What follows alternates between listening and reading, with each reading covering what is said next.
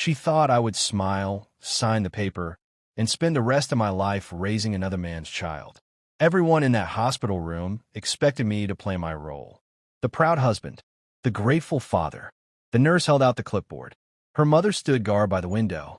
My wife cradled the baby like nothing in the world was broken. All I had to do was sign.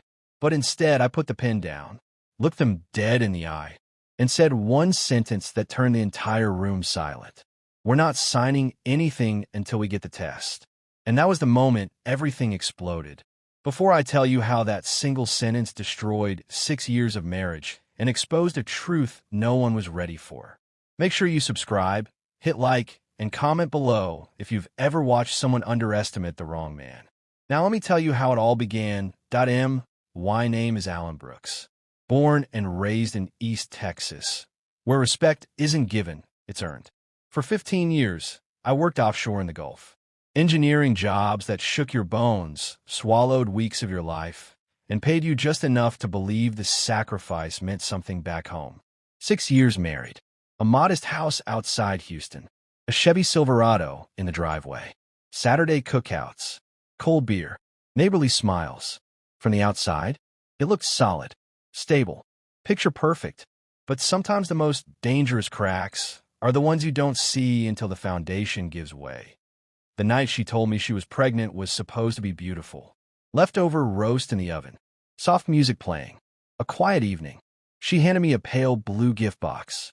Inside, tiny baby socks. Alan, we're having a baby.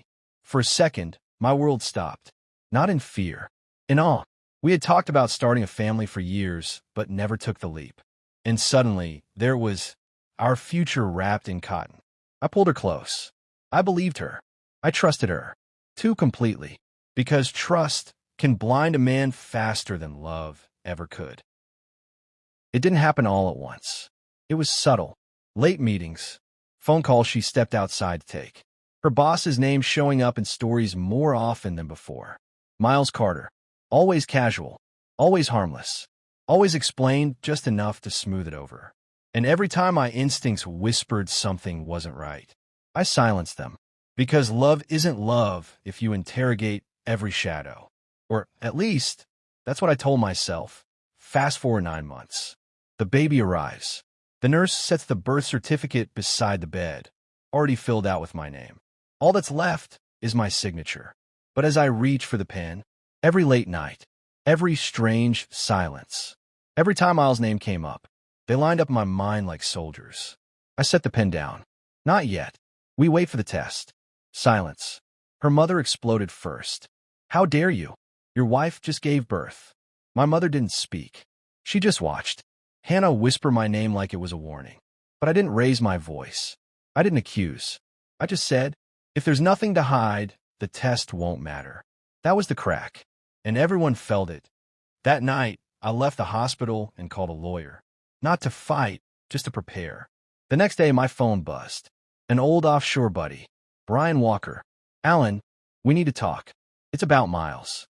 We met at a bar off the freeway. Dim lights. No small talk. He told me Miles had a pattern. Married women.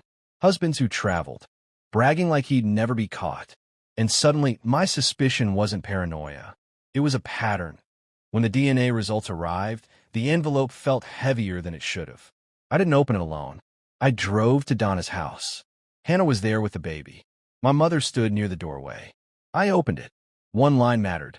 Probability of paternity, 0%. Not mine. No shouting. No drama. Just finality. The marriage is over. And I walked out without looking back. Some doors don't deserve a second glance.